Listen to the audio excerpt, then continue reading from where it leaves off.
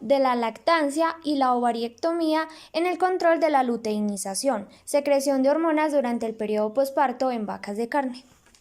Mi grupo está conformado por Valentina García Ospina, Diomar Hincapié Grisales, Víctor Manuel Alzate Sánchez y mi persona, quien les habla, Jessica Paola Martínez.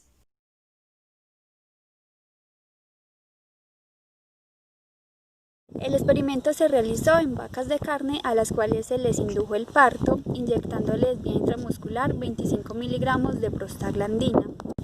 10 vacas de las 22 fueron ovariectomizadas y todas fueron sometidas a un tratamiento donde no amamantaban 30 minutos al día e hiperamamantaban. En el periodo posparto se tomaron las muestras de sangre mediante punción venosa yugular para analizar las concentraciones de progesterona, de la hormona luteinizante y de igual manera el patrón de liberación de estas. Hola, durante mucho tiempo se pensó que el amamantamiento era la principal causa del cese de ciclicidad ovárica, conocida como anestro lactacional, no solamente en el bovino, sino en la mayoría de las especies animales, dado que la disminución en la duración de intensidad del amamantamiento reduce la duración del anestro posparto en las vacas para producción de carne. Entonces, ahora vamos a ver las gráficas en comportamiento de la hormona luteinizante en vacas intactas, es decir, en vacas que no se les trajeron los ovarios y vacas ovariectomizadas a las que se les trajo los ovarios. Bueno, acá estamos viendo las gráficas donde todas en el eje Y tenemos la variable dependiente y en el eje X tenemos la variable independiente. A mano derecha tenemos en el eje Y la hormona luteinizante y en el eje X tenemos los días posparto. A mano derecha vamos a encontrar la frecuencia en pulsos por cada 6 horas y en el eje X tenemos los días posparto. En la gráfica número 1 podemos ver las concentraciones medias de LH en vacas intactas que no fueron amamantadas, vacas intactas amamantadas una vez al día por 30 minutos y vacas hiperamamantadas con 2 terneros. Lo que podemos visualizar en esta gráfica es que las vacas intactas no amamantadas tienen un reinicio de la actividad ovárica más rápido que las vacas intactas hiperamamantadas con 2 terneros, donde vemos que entre el día 6 y el día 48 se mantuvo estable la hormona luteinizante. En los últimos años han surgido evidencias que demuestran que la comunicación somatosensorial dentro de la urea y el pezón no es necesaria para suprimir la secreción de la hormona luteinizante.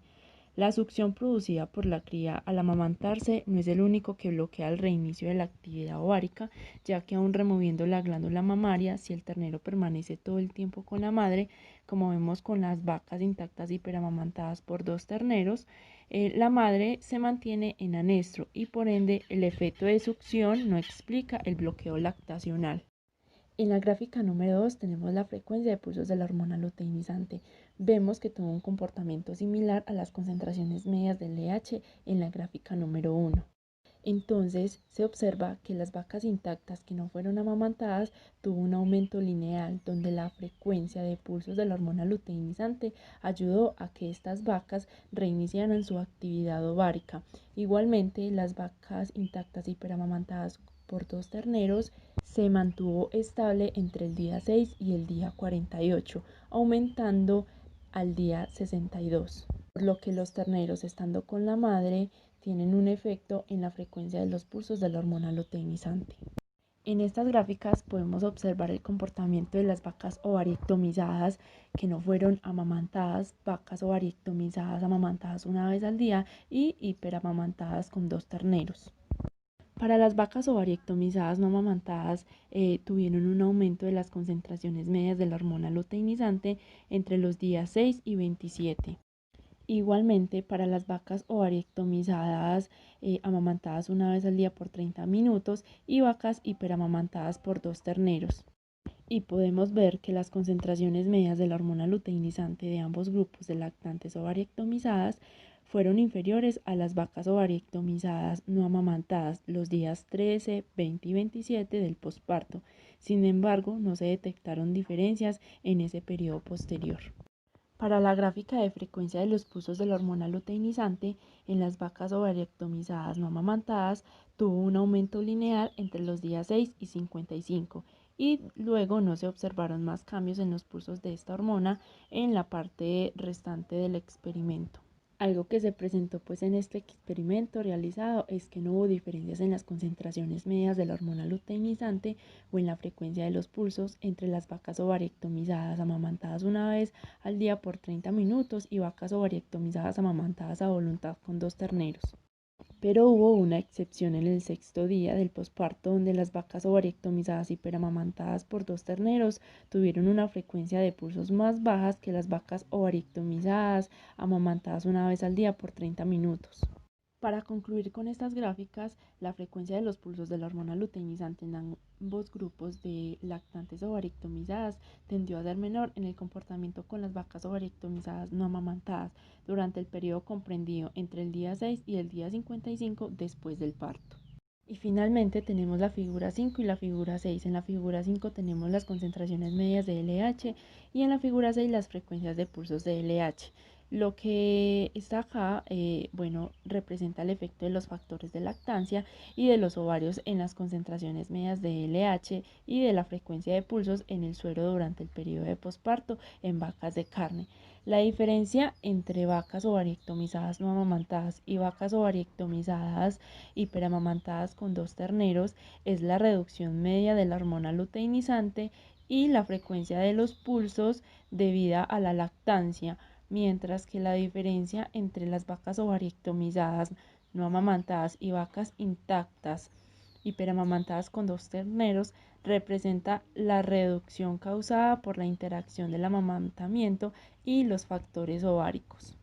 Lo que se puede concluir con estas gráficas presentadas anteriormente es que el vínculo de la vaca con el ternero a través de estímulos olfativos, visuales, auditivos y de contacto, además de la interacción física con la región inguinal de la madre, como por ejemplo el topeteo, la manipulación oral del flanco o el amamantamiento, serían los responsables de los cambios neurales que crean el estado anovulatorio. El amamantamiento afecta la actividad del hipotálamo, hipófisis y ovarios mediante la reducción de liberación de hormona liberadora de gonadotropina, la cual conduce a insuficientes pulsos de la hormona luteinizante. Debido a estos folículos son incapaces de madurar y por lo tanto de ovular, ya que existe una incorrecta síntesis de estrógenos a nivel folicular. En el parto, las concentraciones de hormona luteinizante en la hipófisis anterior se agotan debido al efecto inhibitorio de los estrógenos placentarios. El efecto inhibitorio del estradiol acaba con el parto y al cabo de 2 o 3 semanas la reserva de la hormona luteinizante son similares a las de la vaca cíclica. El amamantamiento del ternero prolonga la demora en la aparición de la secreción pulsátil de la hormona luteinizante. En vacas que pierden el ternero al nacimiento, comúnmente demuestran el estro más temprano. Estudios iniciales con mastectomía o escete sugieren que el amamantamiento inhibe la reanudación de los pulsos de hormona luteinizante a través de la estimulación táctil, visual y olfativa. Parto. El anestro posparto interviene en varias variables, como es la nutrición y el amamantamiento, y entre otras que también puede ser la presencia del macho donde se encuentra en las vacas. El amamantamiento es uno de los que más influyen en este anestro, el cual lo prolonga debido a que disminuye los niveles pulsátiles del LH y a su vez disminuye la secreción del GnRH, retrasando así la ovulación de la vaca.